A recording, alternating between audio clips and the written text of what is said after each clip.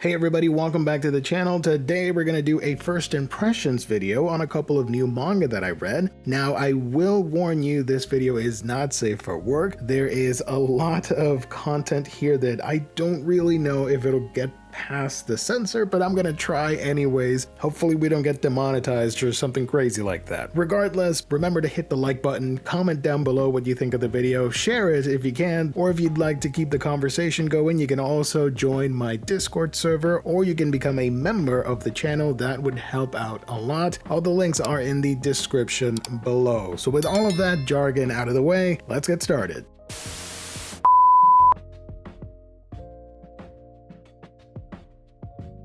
Alright, the first book that we're going to talk about here is Kinryo Rock Volume 0, Moon Age Daydream. This is written by Bingo Morihashi with art by Manabu Akishige. This happens to be my very first Alien books release, and I normally don't like to be negative when it comes to first impressions or reviews. I like to keep things as positive as possible, I guess, but I do have to mention the fact that this physical edition left a lot to be desired. Unfortunately, the glued binding on this thing is atrocious. I had to stretch the spine multiple times on this book and lay it out as flat as possible so that I could get some sort of enjoyment out of physically reading my manga. Now, for future releases, I hope they're able to fix it, because as soon as you try and open and read this thing, it's going to close in on you pretty fast. Some positives though, I do like the presentation. I love the idea of a dust jacket. The colored palette chosen for this looks fantastic and is right up my alley in that vibe that I love so much. And overall, just the story itself is pretty intriguing that I do want to pick up the other volumes. This is a 4-volume series, volume 0 here essentially being a prequel to Code Amrita, if I remember correctly, which is the main bulk of the story. So what the heck is this book about? In a nutshell, without going too into detail, again, this is just my first impressions on the prequel volume.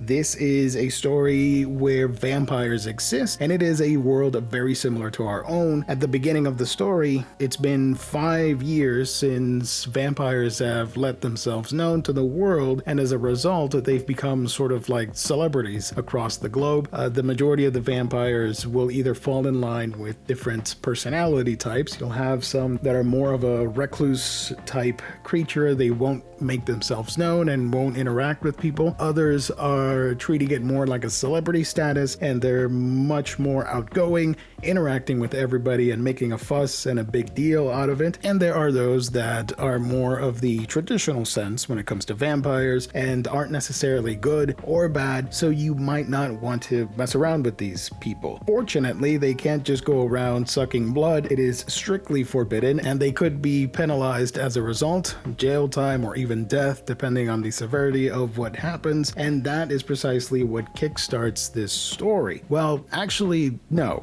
This story begins with a nice frame of vampire cheeks that I'm going to censor just in case, because YouTube can be a little bit weird about that. Showing some violent stuff, sure, no problem, but Lord forbid you show some skin, you're gonna get in trouble with the censors. So at the beginning of this book, we follow the character of Tayu, who is a regular teenage kid that happens to be in a weird relationship with an adult female vampire, and the two are very amorous towards each other, judging from the first couple of pages here. But the supporting cast around this character, they aren't necessarily on board with this relationship. It does seem a little bit one-sided and toxic when you take into consideration that the vampire, she is an author and is sucking Tayo's blood, and I guess it's sort of like super extra delicious, and it's acting sort of like a drug for them. There are people in this world that their blood is much more richer in content than the average citizen.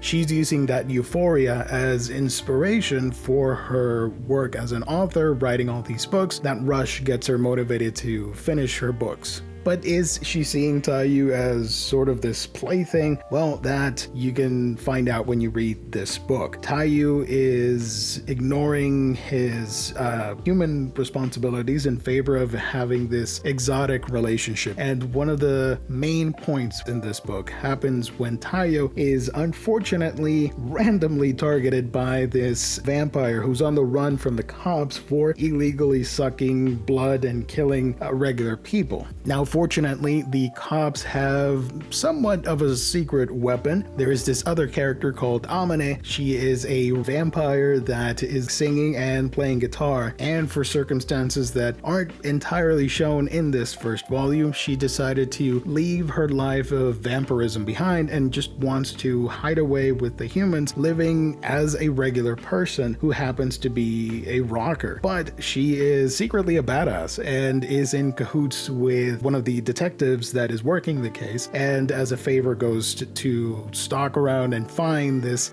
rogue vampire. Her actions aren't taken lightly by the regular Japanese police force, who seems to be taking an initiative to track down and monitor and take care of all the vampires because of racist extremist views, and that brings us one of the conflicts within the story. There are other subplots involving Taiyu's friend who wants to be a model, and she's maybe swindled into becoming one, which leads into other stuff towards the end of the book that I don't want to reveal, but that is overall the main plot to this volume 0. Now, the art isn't necessarily the best at times. There are a couple of panels where I wasn't really liking it as much, but the majority of the art presented in this book is pretty cool. So yeah, overall, if you're a fan of vampires and city nightlife, I think you'll be right at home with this one. Hopefully the next couple of volumes are just as fun, if not better. So I am looking forward to volumes 1, 2, and 3 of Kinryo Rock. The next book on the list is Mansect from Koga Shinichi. This is my first smudge release from Living the Line, and I did not know what to expect. I'm going to be completely honest with you guys. I bought this after not wanting to get it a couple of weeks after release, and then I just went ahead and grabbed it. I wasn't going to start a new line from a new publisher. I know that sounds weird, but that's how my brain works sometimes. But now that I do have it, I am interested in going back and acquiring all the smudge releases. This one is really interesting. I didn't think I was going to like it. On a first impressions basis, when you flip through the pages here, it is such a revolting, disgusting display of macabre imagery with grotesque creatures and just really effective body horror. And I think if you're a fan of that stuff, you're gonna be right at home with this book. Koga Shinichi has the ability of creating suspense through really simple things like insects, which are all around us and by all means are probably one of the rulers of this planet with the trillions of insects that roam around each day. And he's able to craft this story that is very human-like and celebrates the enigma of the human body and science, what little we know and what we do know, how this one kid and his depression and sadness and curiosity for almost like a childlike wonder for these insects, how that steamrolls into this metamorphosis that is obviously clearly inspired by Kafka's Metamorphosis story. He is transcending and evolving into something else. We look to the animal kingdom for the laws of nature and evolution, and yet we don't ask that about ourselves. And this book goes into that. What would happen if we evolved similar to how insects shed their skin and become something more, how they progress through life as a result of his actions and the monster that the main character becomes. That influences this whole community, this whole cast of characters and how they react to it, creating other stories within this book that slowly slowly but surely begin to tie in with one another. We have a kid that picks up the main protagonist's gnarled hand and how that starts to age him at an impossible rate. And then you have another kid whose father was missing. People thought he was dead, but with his interactions with this newly evolved life form, if you will, this mutated creature, how that turns him into a monster. I read a review from somewhere online, and the name is escaping me, so I do apologize, where they highlighted how the manga just pushes the edge on sort of the ick factor, and how body horror and this gorish experience, how it creates a social critique. In the quote and in the book, one of the characters says, "Human society is so stupid and cruel. I see that clearly now that I'm an insect." We are so often dismissive of lesser beings, in this case insects and bugs, because we consider them beneath us, and having a character transform into this monstrosity and the reaction from people, it sort of redefines that in a new way of finding these grotesque characters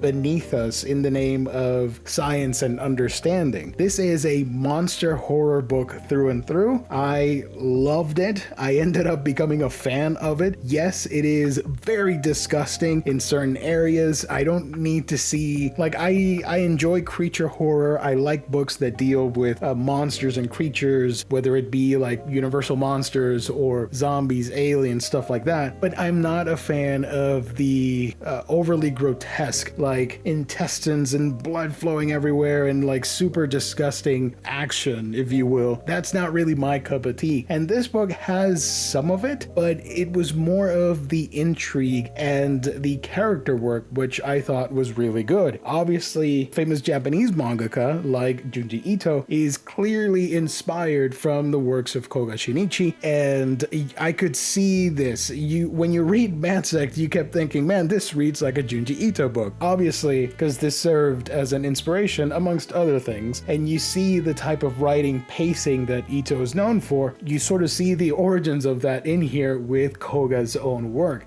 Now, this book goes into like psychedelic, improbable science and like metaphysical probabilities and stuff that I'm not equipped to discuss in this humble little video. But I think if you can stomach certain scenes that I'm showing here in this book, and you're intrigued by the concept of monsters and the humanization of people that are disfigured and that walk a different path from the mainstream, if you will, and how society perceives them and how they're influenced the people around them. If those things sound interesting to you, I think you should give Mansect a shot. It is a much older release. This was published back in the 70s, if I remember correctly, but it still holds its own. There are themes here that are pretty universal. I highly recommend it. I became a fan, and I hope that we do get more of Shinichi's work that he created many years ago. So I would love to see that translated into English. Definitely an interesting addition to my library. The final book that we're going to talk about is a complete 180 from what I've talked about so far. We started with vampires, but that had themes of sexuality, sensuality, blood, sex, rock and roll, all that fun stuff. And then we go into Mansect, which is body horror, creature horror, monsters, macabre sensibilities, all that stuff, into Super Ball Girls Volume 1. This is published by Yen Press, a story by Muneyuki Kaneshiro and art by Akira Hiramoto. I am a huge fan of Akira Hiramoto. I love his work. I like Prison School. That's one of my favorite comedy series. So I was eagerly anticipating the release of this one, Super Ball Girls, and this was not what I was expecting. It is a very dumb, simple premise with a lot of quirky aspects to it that really surprised me. We have this young kid, well, he's not super young, but he's working at this chocolate factory because that's just how life worked out. Unfortunately, he didn't get the dream job or the dream education, but he sort of settled, plateaued, if you will, on a mundane, out of the norm job that's nothing too crazy to write home about. So he's down on his luck. He doesn't see himself achieving much in the future, and that is bolstered by his co-worker, who's a bit of a nut and a psychopath. This manga has an unhealthy obsession with certain body features, specifically teeth, lips, and eyes, and his co-worker is pretty disgusting and revolting to look at, and that comes into play later when we meet the ball girls. But for now, his friend is also down and out and wants a solution. He wants that big break that we are all looking for in real life. We see the injustices of the world and we think, what if we had that big break? What if we struck gold and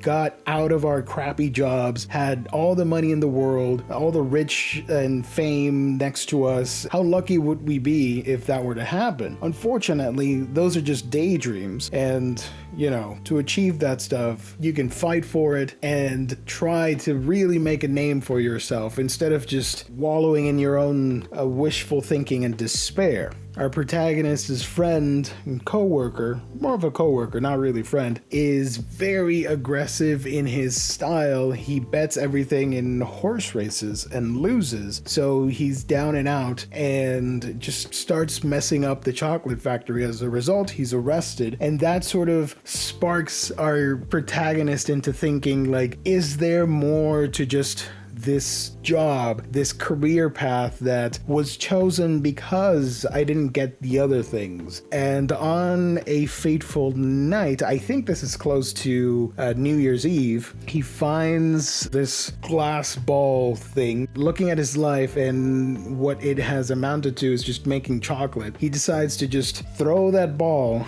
and hit the chocolate and just cause mayhem in his apartment. The ball starts spinning out of control, bouncing off every single wall, and from it, this young, beautiful, naked lady appears and immediately kisses our main protagonist, Eita Ishiyoshi. So I thought, okay, this is going to be one of those weird sci-fi ecchi series, but it evolves into a little bit more. You see, Eita is your typical lonely nerd, and he follows through with instinct, I guess, and starts making out with this ball girl. And as a result, something comes out of her back and we see eyeballs and flying everywhere, and more young girls appear. 3 more. And now we have 4 ball girls that don't speak any language and are very childlike with their mentality. They have no concept of what is happening and only see Eita as